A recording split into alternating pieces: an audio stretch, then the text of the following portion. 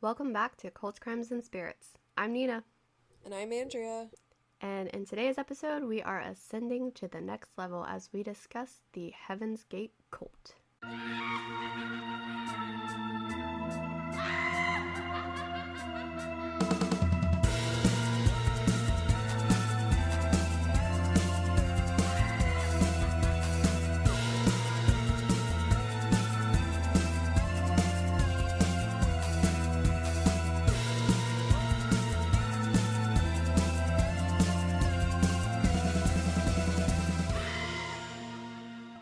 So we're going to start off by discussing the Heaven's Gate founding members, Marshall Applewhite and Bonnie Nettles, also referred to as the Two.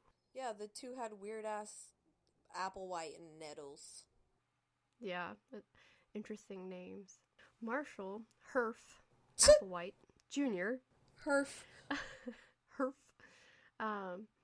He was really talented in the dramatic arts and even sung opera. He tried to make it as an actor at one point. After that didn't really pan out, he ended up becoming an assistant professor and choir master at the University of Alabama. He then ended up returning to his home state of Texas to serve as the head of a music department at the University of St. Thomas in Houston. Marshall was also married to a woman at this time, and they had 2 children, but little did she know that Marshall was also gay. His dad was also a Presbyterian minister. After he was let go from the university for supposedly having an affair with a male student, his wife ended up divorcing him, and he was not in a good place. So shortly after all of that occurred, according to reports, he had some kind of psychotic breakdown and he had to be hospitalized. That's where he met Bonnie Nettles in good old 1972 because she was his nurse. Although in a video, Marshall explains meeting Bonnie while he was visiting a friend in the hospital where she happened to work. It's like he didn't want to admit that he had to spend time in the hospital or anything like that because he probably thought no one would listen to him or take him serious. Yeah, they'd be like, you were in the hospital for a breakdown? Yeah, next. Yeah, thank you, next. Okay, Ariana, chill. But yeah, so Bonnie was a mom to 4, and she was newly divorced, and she had an interest in spiritual things like seances, the stars, the Bible, UFOs, stuff like that. Cool. She would probably listen to our podcast. She probably would. She began a friendship with Marshall after they met in the hospital because they shared similar interests. Oh shit, he would have listened to our podcast too. Yeah, maybe they both would have listened. Maybe they are from Heaven's Gate.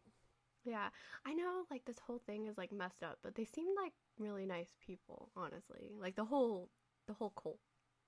But anyways, in a lot of ways, though, it's like she kind of recruited Marshall when he was in a sensitive state of mind because apparently she convinced him that they were soulmates and that they were destined to do something great together. That's so sleazy. She's like swooping in when he's at his lowest and most vulnerable. Mm-hmm. And it's really weird. Shortly, because, like, she felt like they were soulmates. Like, I don't know what kind of connection they had, but it must have been pretty freaking strong. Yeah, that's weird. Because, shortly after meeting Marshall, he moved in with Bonnie. And they were not romantic because Marshall was gay, but they were, like, best friends, extremely close. Eventually, they left their home in Texas to travel across the country to find what their great mission should be. What was their calling? Well, while in Oregon, at a campground, they had a revelation that they were the 2 witnesses mentioned in the Bible's book of Revelations. The 2 witnesses will have great power to start plagues, droughts, and famine. This will occur shortly before Christ's return to earth.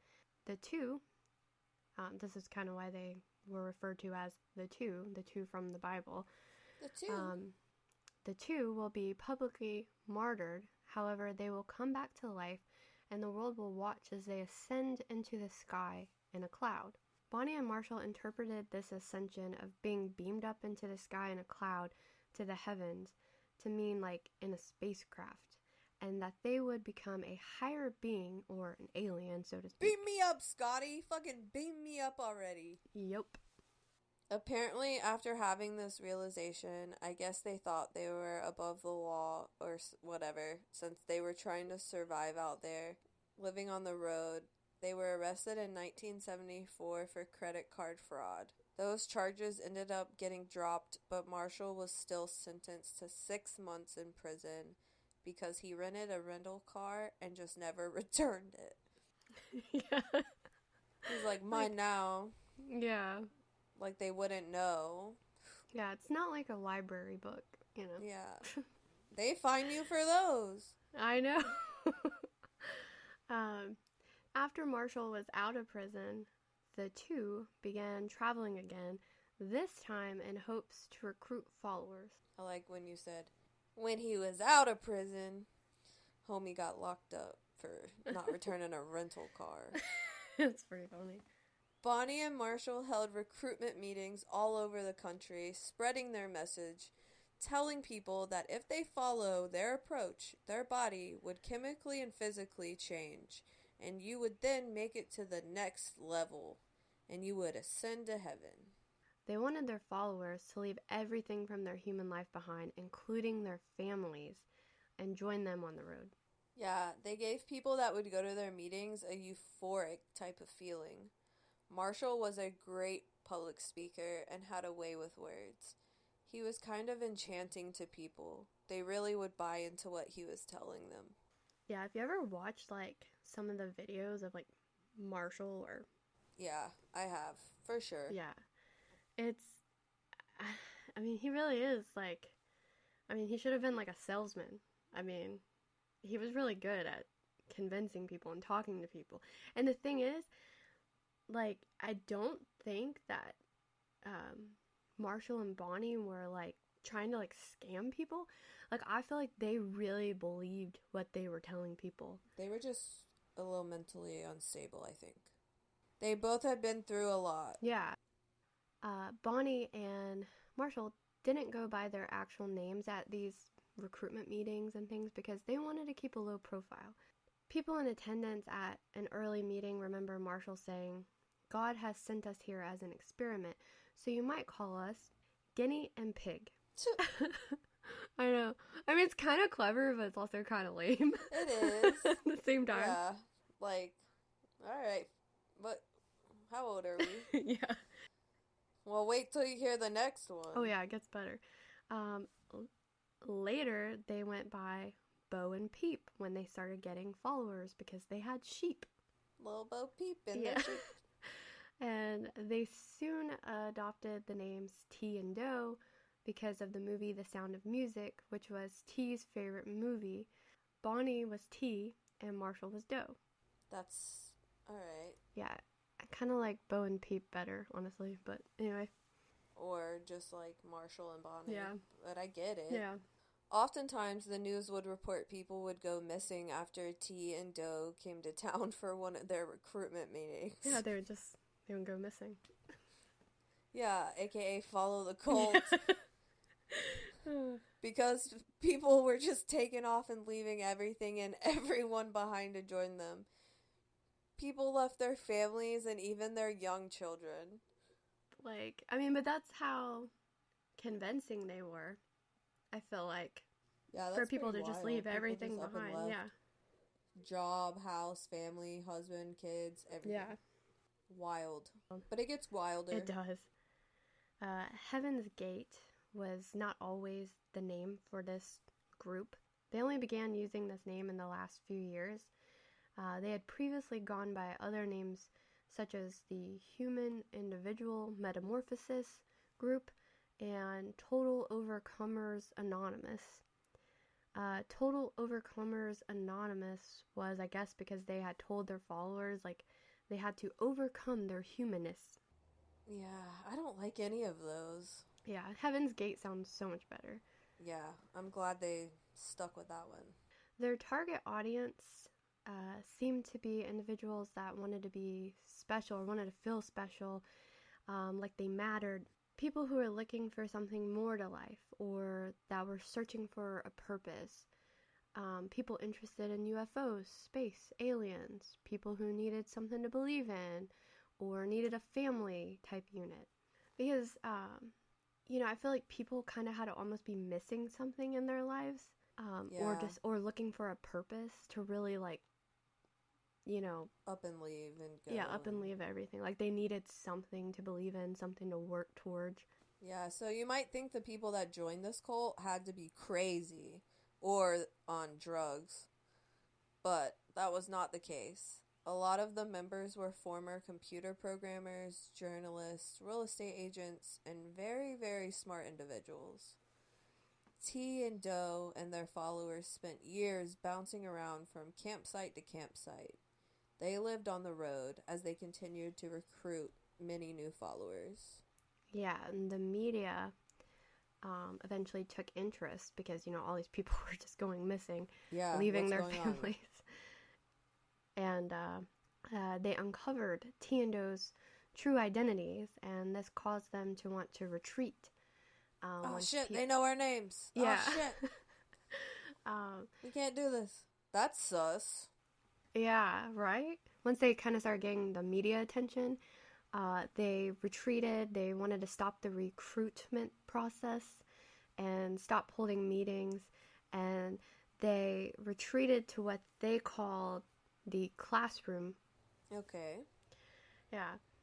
What's the So classroom part?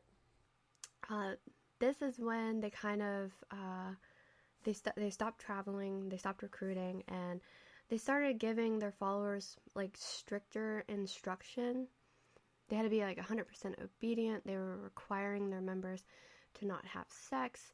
They had to be completely celibate, no drinking, no smoking.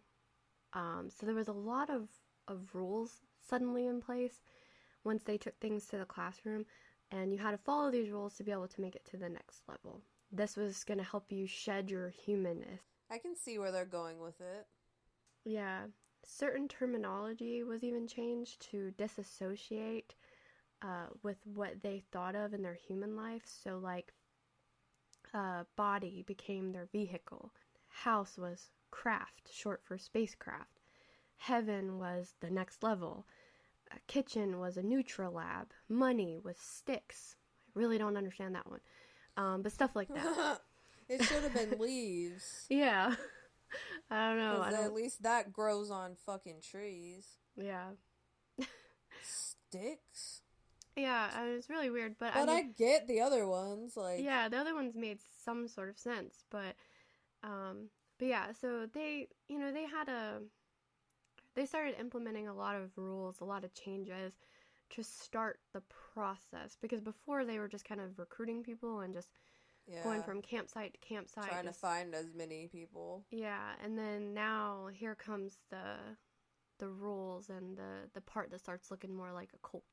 Yeah, because they eventually traded in the campgrounds and they moved indoors, which is where they began renting homes. And they didn't just live in any type of home, they rented nice homes in good neighborhoods that were not cheap. How did they get the money, you may be wondering? Well, there was one member who had a pretty hefty trust fund that the group mainly lived off of for years.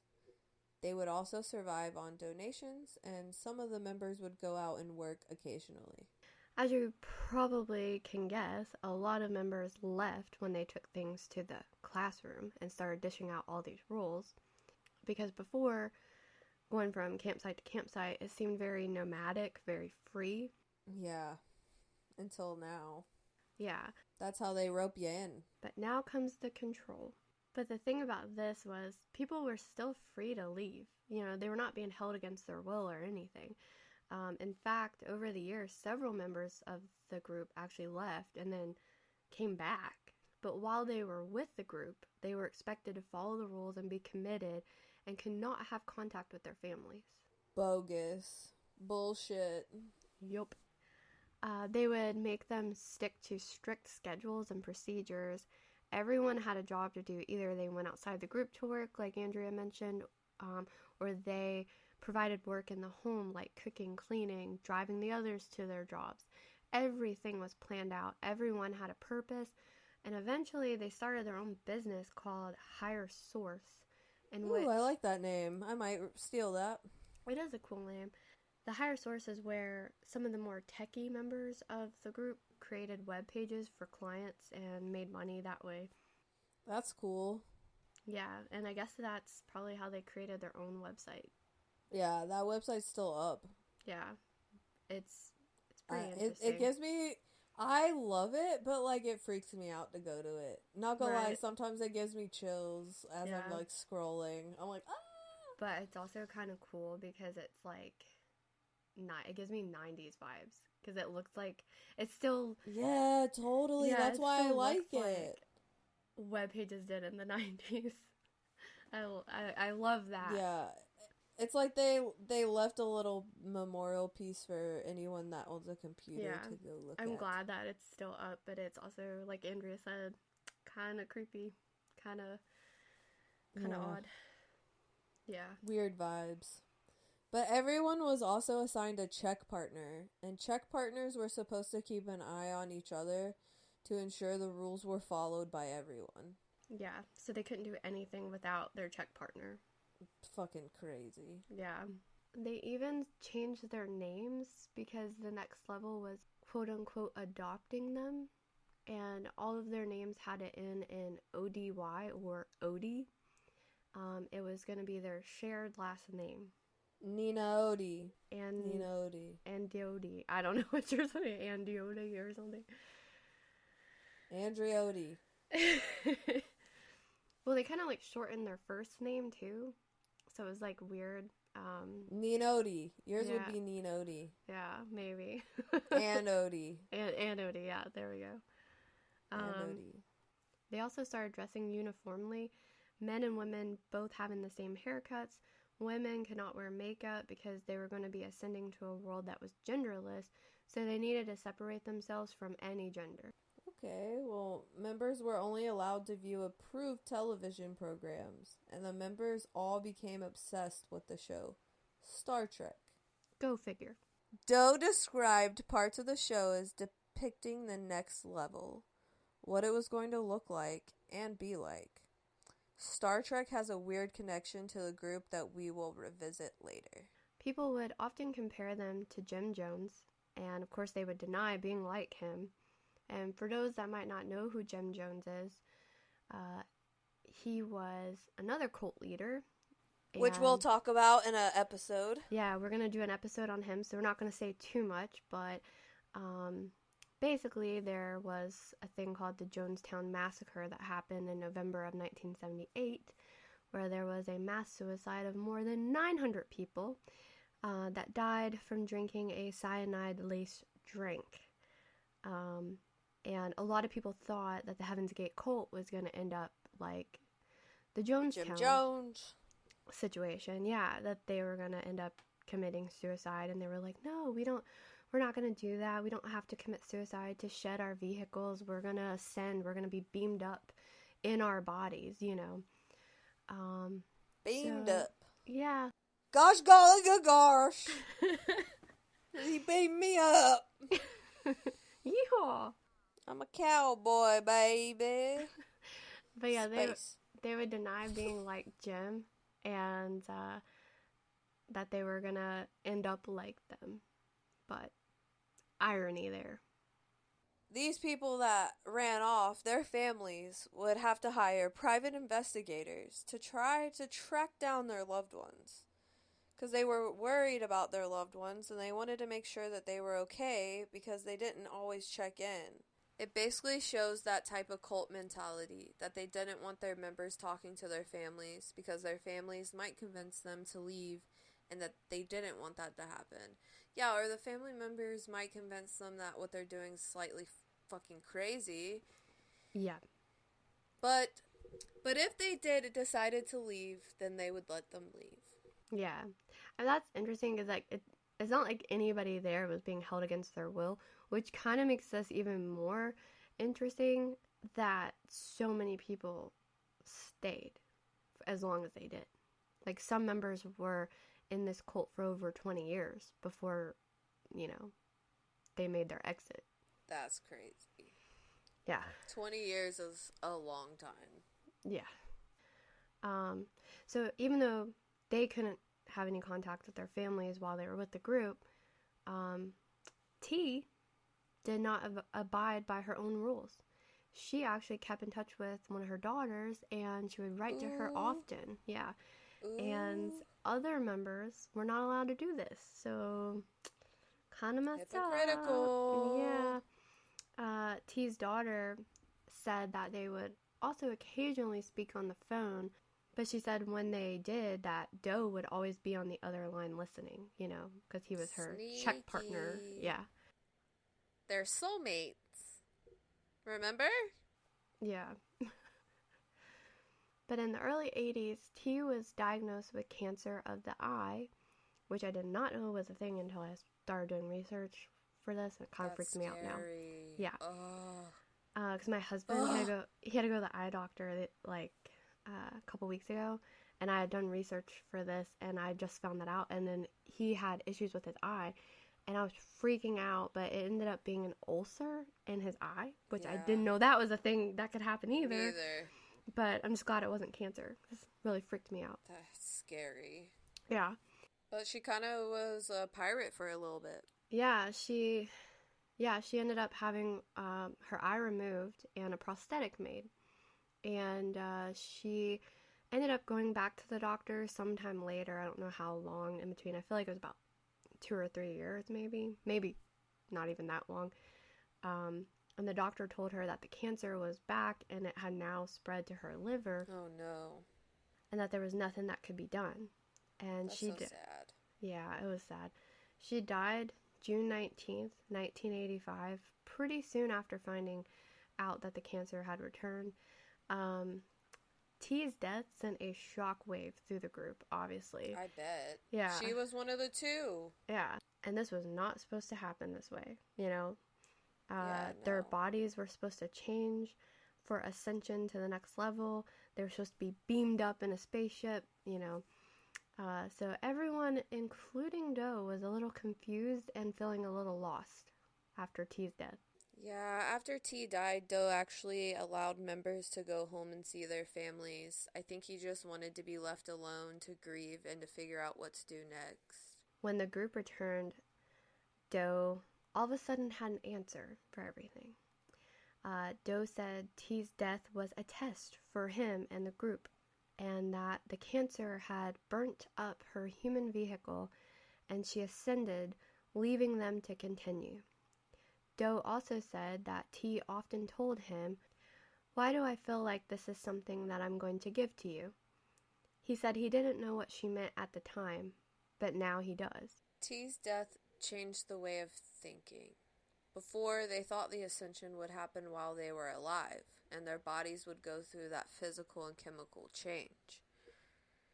And now, they thought because T left her body and ascended, they would also have to leave their bodies, like T did, to ascend as well. After T's death, a couple of members reached out to her daughter, Terry, the one that she would often talk to let her know of her mom's passing, because she didn't even know her mom was sick. Aww. But the really messed up part about this is they didn't tell her until 9 months later. Almost a year later? Are you kidding? Yeah, because apparently T didn't want her T didn't want them to tell her. Like, that was one of her last wishes. But eventually, I think they felt kind of guilty, and they wanted to at least let her know.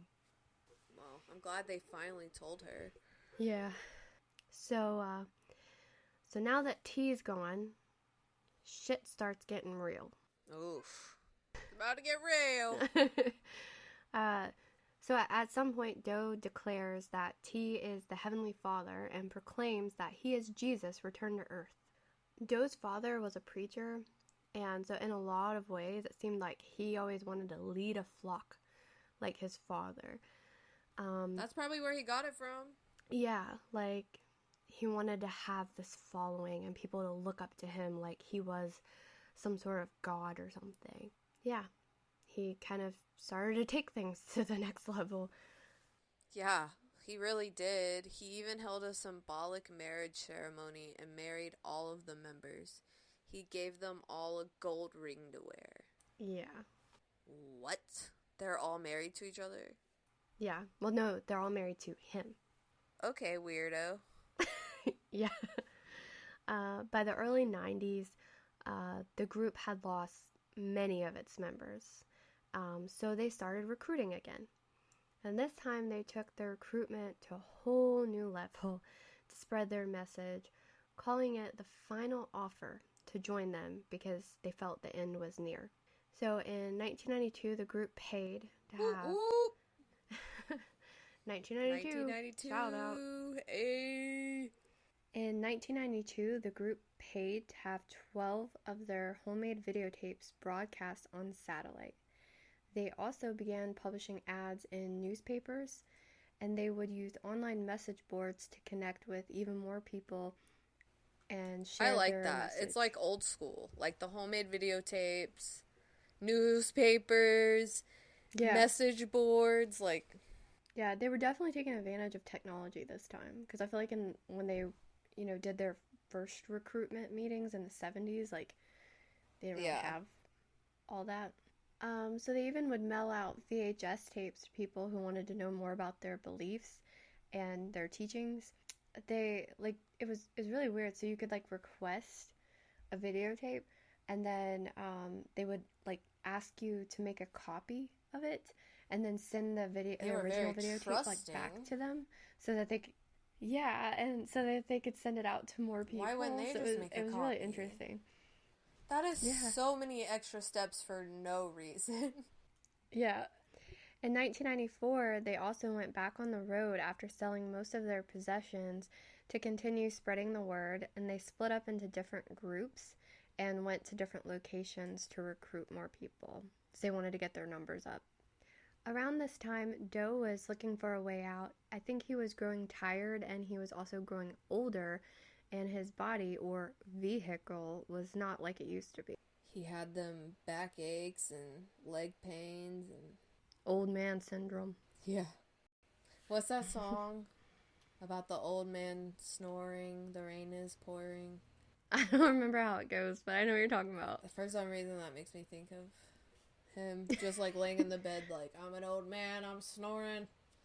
The rain's pouring. I don't know. Anyways, okay. According to a former member, after the Waco massacre happened, Doe actually contemplated buying weapons and becoming a threat to speed up their demise or exit. But ultimately... Yep, there's that retrograde Mercury. Can't talk. See? But ultimately decided against it. Dude, Waco keeps coming up over and over again in our episodes, so it's kind of funny we did it when we did. Yeah. It's so weird. It's like we did Waco, then Oklahoma City, now this one. Yeah, it's been kind of wild. We didn't do this on purpose, yeah. No. We just kind of pick and go. But anyways, according to former members, in about 1994, Doe held a meeting and asked the members if they had any reservations about suicide as an exit. He told them they would take a strong barbiturate and basically just fall asleep. After that meeting, as you can imagine, they lost a few members. Yeah. Obviously. They were like, we didn't sign up for that. Yeah. I mean... We did, also, but we didn't. Coming back around to the Jim Jones thing. Yeah. I mean, they were probably like, I thought we weren't like Jim Jones. This sounds a lot like Jim Jones. Very much like Jim Jones. Good old Jim Jones! I can't wait to do that episode. That one's fucked up. Oh, it's wild. It's gonna be interesting. Yeah. But Doe, after becoming attracted to another member of the group, started looking into castration. He wanted to cut his dick off. Yeah, is that not crazy? This was supposedly an idea suggested by another member of the group called Sorority. Sorority this dick off. Sorority, good gaudy. Holy moly, guacamole. But Doe seemed to think that this was a good idea and the best way to get rid of his affliction. Like, okay, so do you not want to pee the same way you've been peeing for the last however long? But no, I feel like castration's more about, isn't it like just like cutting the balls off like you would if you took a Oh. dog to get fixed? Like it's not actually cutting your junk off, you know. Is it? I don't know. That's what I always thought. The removal of the testicles of a male animal Yeah. or man. See, it's just the testicles. Like Oh. Well, your penis whatever. is still there. Never mind. I thought it was like everything. You thought it was like some Lorena Bobbitt Yeah, shit. I really did. Anyways. So they began the castrations. And according to a former member, Doe actually put a sign on the door to where they were performing the castrations that said, Mexico. And said if anyone asked where you had this done, you could honestly just say, in Mexico. You wanted to blame it on Mexico. But they didn't really go to Mexico. They just put a sign on a door. Right. Yeah. What the hell? Wild group of people. Yup. So in this wild group, there was actually a member who was a former nurse who had actually performed surgeries similar to this, like working at a doctor's office, removing testicles or whatever. And Sorority won a coin toss to go first. Ooh, lucky him. Yeah. And things kind of went wrong. Ooh, like, never mind. Very wrong. Yeah. And Doe admitted that he messed up and that he had made a horrible mistake because he saw the pain that Sorority was in. And they ended up having to take Sorority to an actual hospital. And he eventually recovered. Dude, imagine, like, running in the ER with your friend being like, we were trying to castrate him, but it went wrong, help. I know. He tried to cut his balls off, he's crazy, but help him. Or it was an accident. Like, yeah. An accident. Accidentally cut my balls off or tried to, sorry, help. Yeah. Later, Doe ended up finding an actual doctor that was willing to perform the surgeries, and Doe and a few other men in the group decided to have the surgery, but most didn't go through with it, and Doe didn't force them. I guess after what happened to Sorority, he was like, yeah, if you don't want to do it, you're good. Yeah, you can make your own but Doe did educational decision. Yeah, he did it, yeah. And probably some others, just not all of them. Yeah, I think it was like, I don't know. I saw different reports, like maybe like 8 or 9 members of the group, Roughly. which is still quite a bit. Yeah. Dun dun dun. This is called the exit. Yes. So now we're gonna get into what happened leading up to the group making their exit. So people all over the world at this time believed the world was gonna end in the year 2000. Oh yeah, I remember. The hysteria. I was scared. I remember. Because we were young and people were like hyping this shit up. Yeah, and I were like, how old were we? What? 8 and 9? Let's see. 7 and 8. 7 and 8. Yeah. You were in 8. 99, I was 8. I was 7. Yeah, we were just little. Mm-hmm. Like, they were like, everything's going to crash. I'm like, oh my god. Yeah. So everyone was afraid, like, what was going to happen in the year 2000. And so everyone thought everything was just going to come to an end. Obviously it didn't, but a lot of people thought that it was going to, not just the members of Heaven's Gate. And in 1997, enter the Hale-Bopp comet. Dun dun dun. There was a popular conspiracy theory that the government was hiding the existence of a UFO that was traveling alongside of the Hale-Bopp comet. They thought the comet was concealing it. Yes, and since the class had to graduate, as they called it, and they had to exit the planet, they really didn't know how this was going to happen, and they didn't seem to like, as we said, being compared to Jim Jones. But this comet appealed to the members of Heaven's Gate. They thought it was the sign that they had been looking for. Oh my gosh. And that T was coming back in the spaceship that was following the comet to come and get them. Wow. And now, at some point, this conspiracy theory was completely debunked, and it was concluded that there was not a UFO or any hidden object following alongside the Hale-Bopp comet. But at this point, it didn't matter to the group. They were still convinced that this was the sign that they had been waiting for. They chose the exit date of March 22nd, 1997, because that was the day the comet was the closest to the Earth. So they knew they were going to be graduating. So the last couple of months on planet Earth, they decided to live. Hell yeah. And they went to SeaWorld, Dope. Vegas, New Mexico. Dope. They went out for their last supper together at the Marie Callender's restaurant. Interesting choice. Yeah, very interesting. Home cooking meals. According to the BBC, they all ordered the exact same thing. They all had iced teas to drink, Yum. salads before dinner Yum. with tomato vinegar dressing. I'm hungry. Oh my god.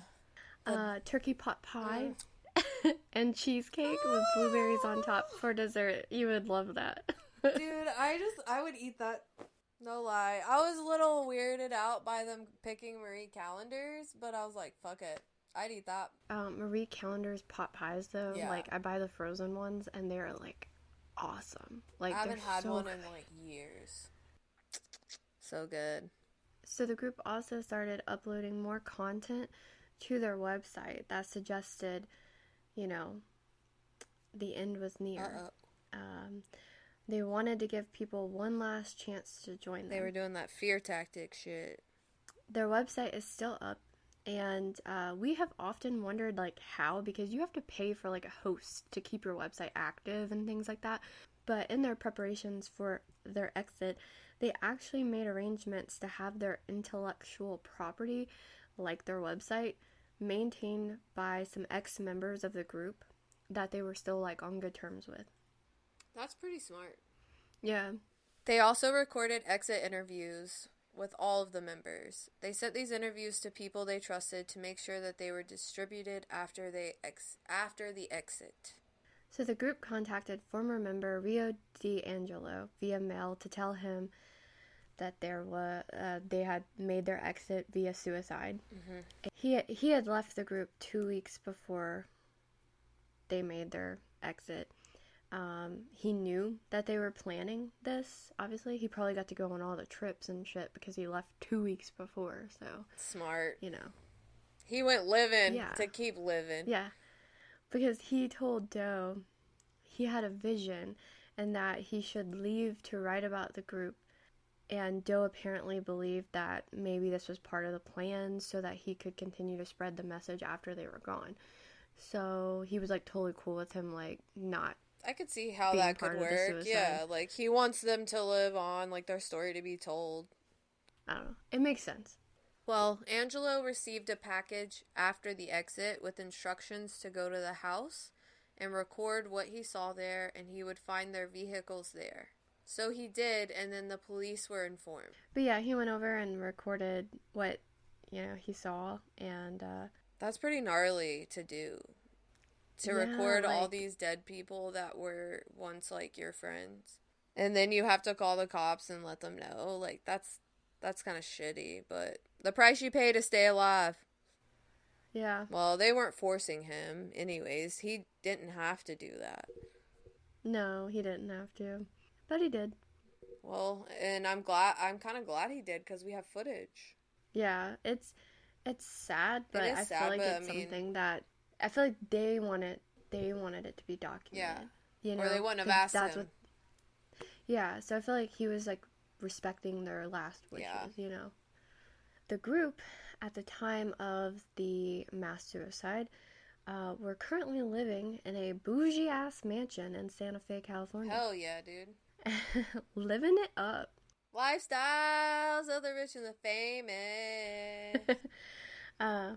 They had moved in I believe, like, October of the previous year, because they moved around a lot. They didn't stay in one place too long. And in case you were wondering, the mansion has since been torn down because it was in a really nice neighborhood with a lot of rich people. They didn't want it there. Yeah, they didn't want it there anymore because I feel like people would go there to just gawk at it, Too many tourists, foot traffic, haunted. Yep. Whatever. Yeah. Well, Their bodies were not discovered until March 26th, and the members had been dead a few days at that. So that's pretty Yeah. gnarly, too. And I'm kind of wondering, I hope they had air conditioning Ugh. because you're in Yeah. Oh Santa my Fe, God. California. Yeah. Initially, police thought that all the bodies were male because everyone had the same short haircut. Yep. But in reality, there were actually 21 women and 18 men. Damn. That's a lot. Yeah. Mhm. I wonder how many The of those bodies, men had balls, though. about probably half. Yeah. The bodies were spread all throughout the mansion, and they all wore Black Nikes, Nikes. iconic black Nikes. What else? They were all dressed the same. With what?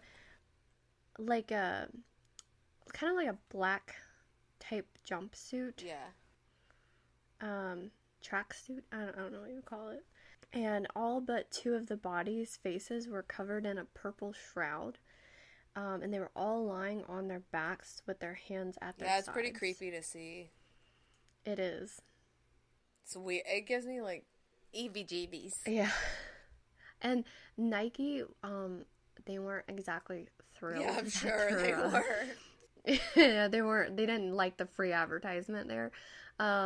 So the type of Nikes that they had on, it was a certain type, and they actually discontinued that particular pair of Nikes, and now that pair is like super rare and super expensive if you have a pair. That's crazy. I forget what they're called, but yeah. But several of them also had $5.75 in their pockets. It represented a story by Mark Twain in which he said that was the cost to ride the tail of the comet to heaven. That's so interesting. Yeah, that's It's weird. $5.75. And the fact that Mark Twain actually wrote a story about riding the tail of a comet to heaven, and then they end up thinking like that they're actually gonna do that. Yeah, that they were gonna hitch a ride on the Hale-Bopp comet to heaven. The suicides occurred in 3 different groups. Doe apparently went in the second group, and he was found alone in the master bedroom in a king-size bed, of course. The reason they went in different groups was so that the next group could, like, assist. So they would, like, assist each other. And the last 2 that didn't have the purple shrouds over their heads, they were the last to die. So no one could help them. Yeah, no one could cover them up. And I believe they had the plastic bags over their heads to, like, speed things up. Holy shit. Yeah. Oh my god.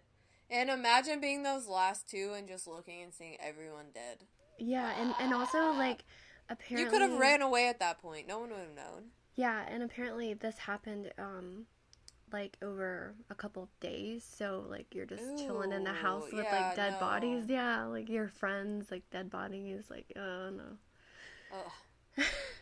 Yeah, they died by drinking a lethal cocktail of vodka and barbiturates. So, essentially, they just went to sleep and they never woke up again. Yeah. I mean, I guess if you're gonna do it, that's, like, the most peaceful way to do it. Yeah, less painful. Yeah. So coming back around to Star Trek, one of the members that died was actually the brother of actress Nichelle Nichols, who played in Star Trek. So her brother was actually a member of this group, and they were a huge fan of Star Trek. That's crazy. Right? I was, like, kind of shocked when I found that out, because I was like, they were such a huge fan, like, they probably could have just hung out on set with his sister. Yeah. And, like, met their, you know... idols. Yeah. But anyway, I don't know if they ever did that, but according to an article by the Rolling Stones, all the members were wearing patches that said Heaven's Gate Away Team. And you can actually see that in the group's farewell video that they recorded. I want that patch. You can buy it online. Yeah, people have recreated it, yeah. And this was also a reference to Star Trek. Oh. Because, like, I guess there was, like, a specialized crew that went on missions to alien planets and stuff. And so, like, the patch kind of represented that, like, special team. Yeah. At least 3 other former members ended up committing suicide after. taking the graduation of the others as a sign to exit and shed their vehicles as well. Which is weird. That's crazy. Yeah, it's like they saw that they did it and they were like, oh crap. I mean, because these people already had left the group. Like, they weren't even a part of the group anymore. But then they were like, oh crap, they left. What if they were right? And yeah, they committed suicide as well.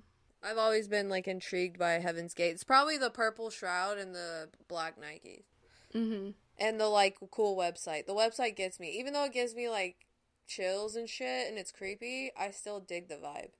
Yeah, and I feel like Heaven's Gate's just kind of iconic. Like, it was that group in the 90s, and it's like, you might not remember their name right off, but you say group that committed suicide wearing black Nikes, everybody knows what you're talking about. Yeah, exactly. And it's like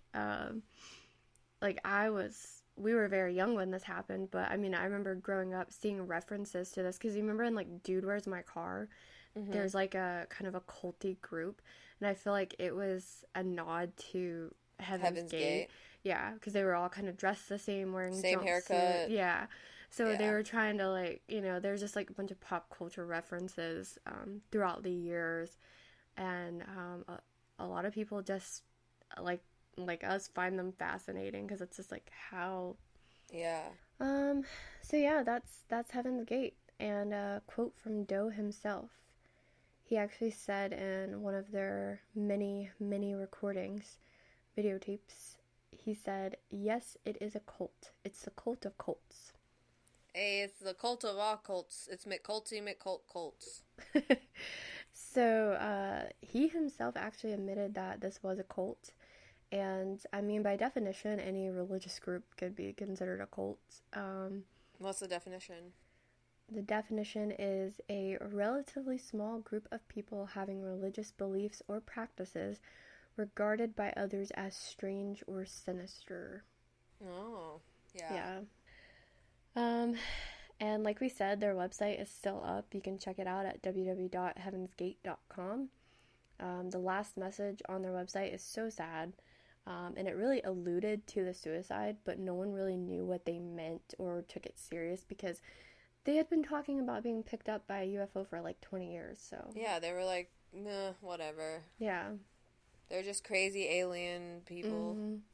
There's also a really good 4-part docu-series on Heaven's Gate on HBO Max. And there's also a ton of footage out there if you ever want to sit down and just watch some of it. They recorded pretty much everything. It's hard to watch some of it because it's, like... You know. Yeah, like, you know they died. Like, you know how it ends. You know how their story ends. And like, you get to go back in that moment in time. Mm-hmm. And like I said, they seem like such normal people in a way. Like, I know it sounds strange, but, like, they were just... They were smart people. They were, I mean, well-educated individuals. And they were talking... The way they were talking about their teachings and their practices, I mean, they really believed it. They were really hopeful.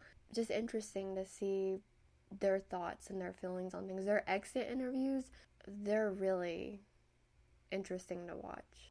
Yeah. Check out the exit interviews if you would, if you have the balls. Yeah, they Sorry. That's oh, I just got that. Yeah. I mean, it's not scary or anything. It's just sad. And they recorded it in, like the exit interviews in groups of 2 for some reason. Yeah. I watched a couple of them. Yeah, and it's just interesting what they have to say. And, I mean, they're so excited. They thought they were going to get to meet T again. Yeah, they thought they were going to see T again. So they were hopeful. They were excited. But, yeah, that's Heaven's Gate. There are actually shirts, I think, that I saw after this all went down, and it was like, Heaven's Gate, what if they were right? Shirt? That's what it said? Yeah, like, what if they were right? Yeah. I want a Heaven's Gate shirt. Yeah, because no one really knows what happens after you die. So. You never know. Yeah. There's so many different theories, and, like, people talk about their near-death experiences or dying and coming back, but, like, you don't really, that's not, like, you came back. You're not dead. Mm-hmm. So, no one knows. You're not dead. Yeah, I don't know. I'm tired. I'm loopy. It's Mercury retrograde. Like, I'm just like, today has been weird. I've been like, oh, if that makes sense. And I haven't been drinking caffeine. I've been trying to cut back on Red Bulls. I drank a Monster yesterday and today. But yeah, that's Heaven's Gate. Yeah. T and O, the two. Episode 12. We did the damn thing, though. We always do the damn thing, girl. Yeah. So far. So far. But yeah, next week we have a interesting episode for y'all. It's about a cursed ring. And Dun. Yeah, and there are a lot of deaths associated with this said ring. So. Yeah, I'm excited. Yeah, me too. It's gonna be spooky. Speaking of spooky, you know. Stay spooky.